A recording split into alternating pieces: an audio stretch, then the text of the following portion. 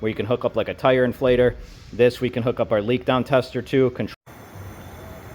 So we got our boost leak tester hooked up, leaking pretty badly. Once this gets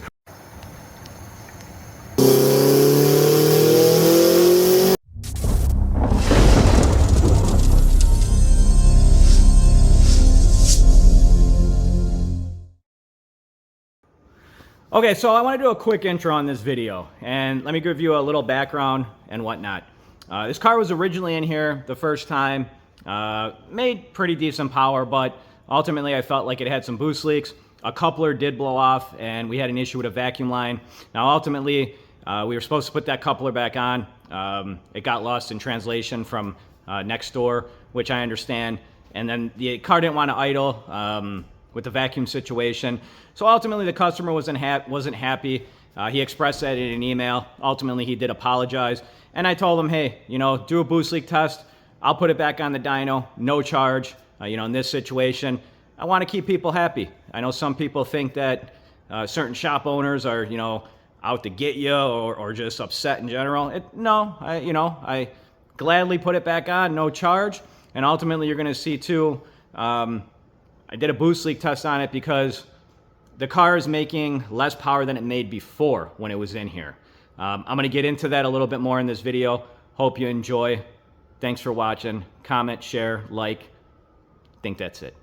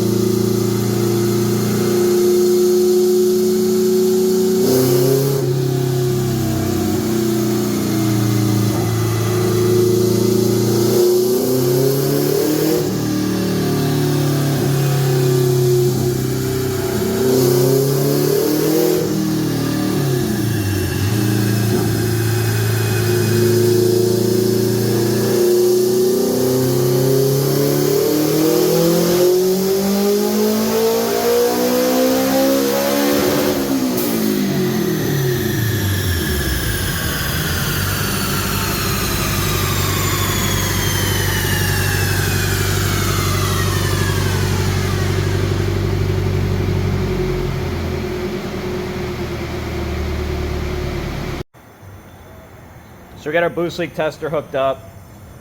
We have it running through a leak down tester. That way we can actually control the boost, how much we want to put into it. You can see right now it's really struggling to climb up past 8.7. I'm seeing 8.9. Of course, it's going to go back and forth. Now, keeping in mind, customer thought there was a 10-pound spring in it. The spring is not the biggest problem here if it's not accurate of what he thinks it is. The problem is it made more power last time it was on, and last time I also felt like we had boost leaks. And as I said, one of the couplers blew off. So ultimately, we still have boost leaks, and I'm going to jump over and show you where the leaks are coming from. Give me 1 second because I got to step over. So you got one from the TPS, and keeping in mind we only have 8 PSI-ish, 8.7 going in, so leaking pretty badly.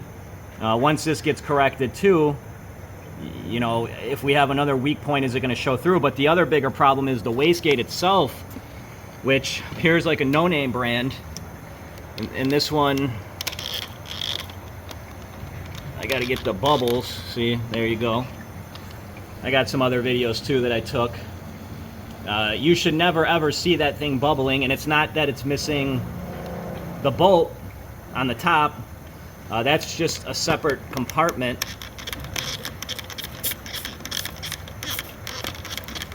And we just use soapy water. As soon as we warm up the engine and whatnot, it will just evaporate. So this is just under 8 psi. You also have to take in consideration now too that once the car is warm, you know, and the turbo is going to push out a little bit more psi in a sense. It hits harder. It's hard to explain, but see, so that's the issue. Now going back, hold on one second.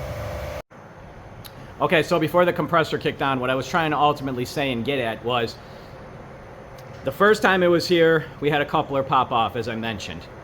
He took it back, told him, hey, do a boost leak test, and put it back on the dyno now, and we're lower on power.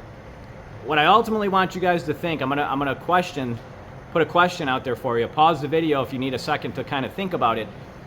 If from the first time it was on the dyno to the second time in between, let's say boost leaks were fixed, even a small one, well, ultimately there's two things that might need to be, well, two things that would change. Okay, pause the video if you want some time to think about it, and you know. First one, of course, is very simple. Your power. If you're forcing more air in and you're fixing all those boost leaks, you're gonna make more power. Now, the other thing that I think clients don't realize that is if you come here tuned, you take it home, you fix the boost leak, what else might have changed in that sense that should be looked into? Think about it, because this one I think gets overlooked. Your air fuels. Now, not, you know, depending on how big of a leak it is and whatnot, sometimes they don't have to be tweaked in a sense, but they should always be looked over.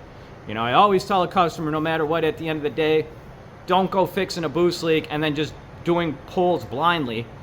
Do a wide open throttle pull, data log it for me, send it to me, I can take a look at it. But that's the thing, there's just more stuff besides power that a boost leak can cause. And that goes back to with the idle stuff that I was mentioning. And ultimately why I got it back in here. I'm gonna say this too, the customer, you know, I think I said it earlier in the video, customer's not being charged. It was out of, you know, my good faith. Wanted to make the customer happy. Originally, he was a little bit upset just because of the hose and whatnot, and we were supposed to, you know, as I said, put the coupler back on. I understand that. That's just our fault. Man up to it. Put it back on the dyno at no charge. Normally, if you're going back on for a retune, prices do vary. Typically, it's $400 to put it back on. You got to remember, time is money. And then ultimately, too, the boost leak, give or take, we charge $200. But we also fix any minor things with that. So ultimately, at the end of the day, stuff you might not see. This car behind me now, we would have normally made $600.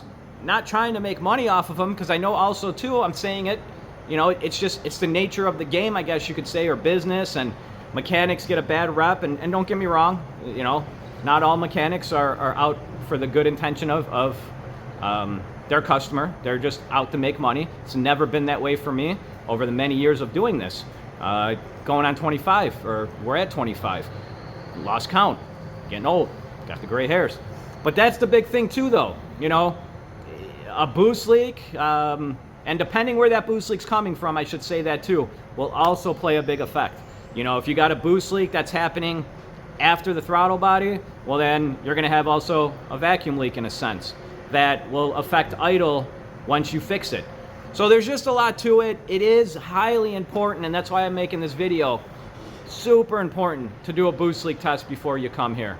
I don't care who you are, in a sense. We have, when we do turbo systems here, kits, install them, we boost leak test them as well, just to ensure everything's 100%. And I'll even say this, if you're trying to find, like, you know, let's say you got a hunting idle, you're all motor, you could throw a little bit of pressure in there to see if you have any vacuum leaks.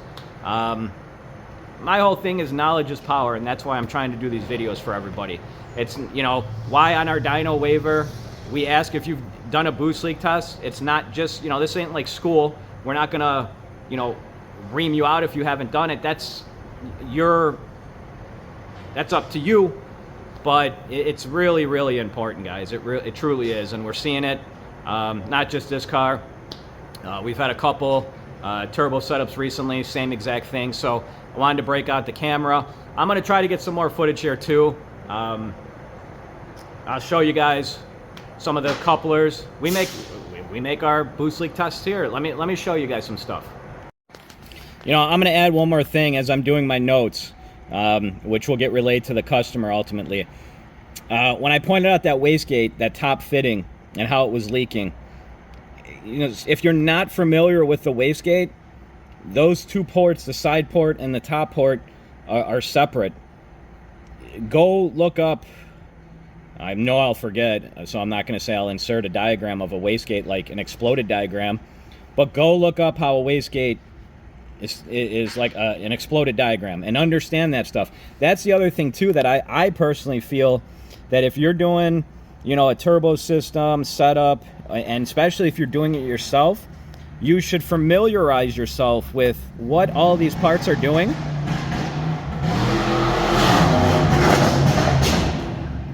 You should familiarize yourself with what all these parts are doing. If you're putting a part on the car, ask yourself, well, what does this do?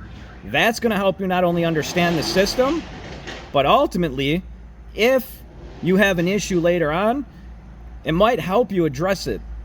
And I get it, some people don't want to. You know, you got your people that are hands-on and some people ain't, and that's fine too. You know, but if you're watching this video, I'm gonna say you're probably hands-on and you want to learn some stuff. Here's some of our boost leak testers. We have a couple more on the other side. I just don't want to go and find them. Ultimately, they don't have to look pretty. Just got to get the job done. Each one is a little bit different than the other. Of course, you got the 90-degree bend to get in tighter fit areas. These two look similar, but the fittings on the end are different. This has got like a normal tire where you can hook up like a tire inflator. This we can hook up our leak down tester to, control the boost more accurately. This one has two inlets depending on the clearance where we're at.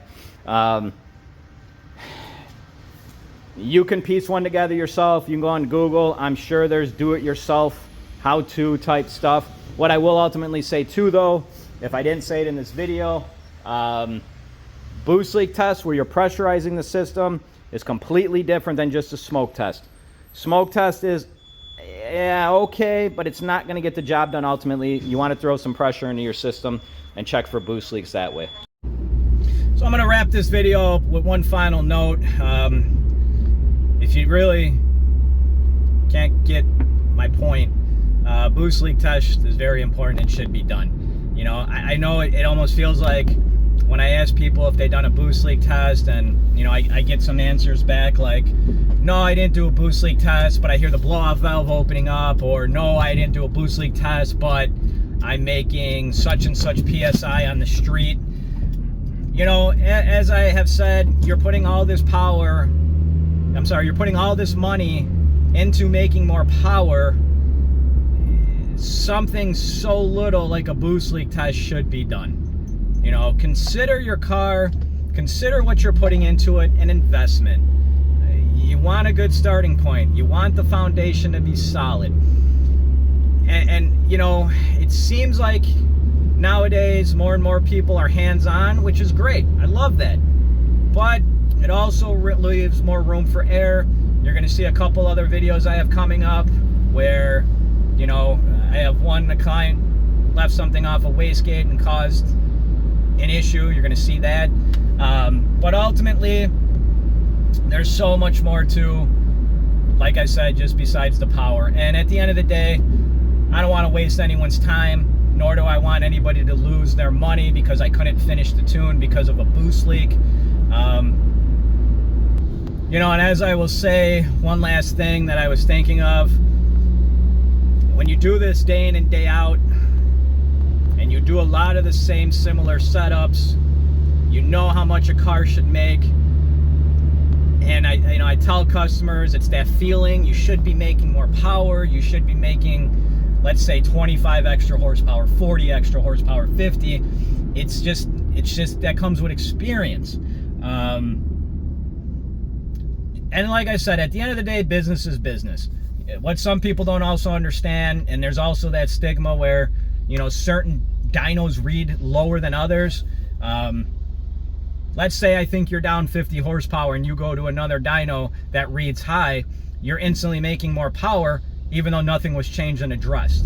You know, as I said before, a dyno is just a big tool to help calibrate the setup in a safe environment.